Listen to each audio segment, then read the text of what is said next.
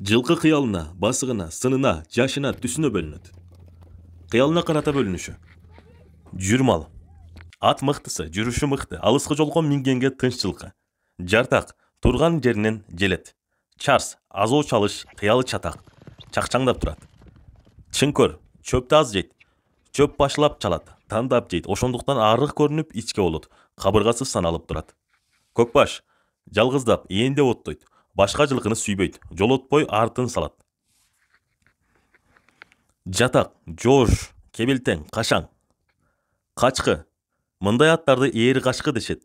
Колдон бир бошонсо карматпайт. Ээсин ээн талаага таштап кетет. Аны откозгондо чылбырды колдон чыгарбоо керек. Тиштек, мингизбей чунаңдайт. Бала бакыраны жолотпойт. Кишини жылкы мүнөз деген төгүн эмес белем. Кишиде да ушундай эле кыялдар болот эмеспи? Жылкынын жүрүшүнө жараша бөлүнүшү.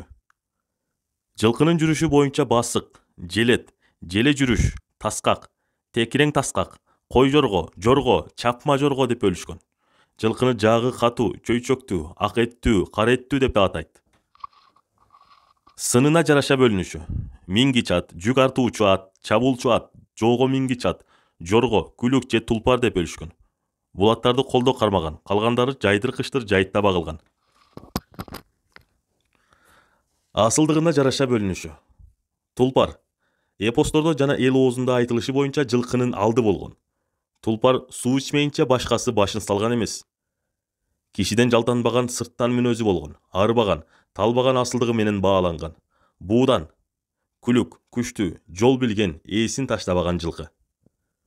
Дулдул. Жылкынын күчтүүсү, чыдамкайы, туяктары чоң болуп, 6 айчылык жолго да арыбас деп сыпатталган. Жорго. Бир калыптагы майда жүрүшү менен айырмаланып, ошол жүрүштөн жанбаган ат. Соорусунда суу чайып албаган жорго деп эң мыктысын айтышкан. Жылкыны билген кишилер.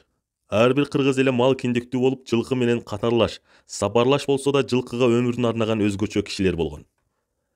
Салттуу билимдердин өзөгү канында уюган мындай адамдар жылкынын багын, табын билген, асылдыгын билген. Сынчы.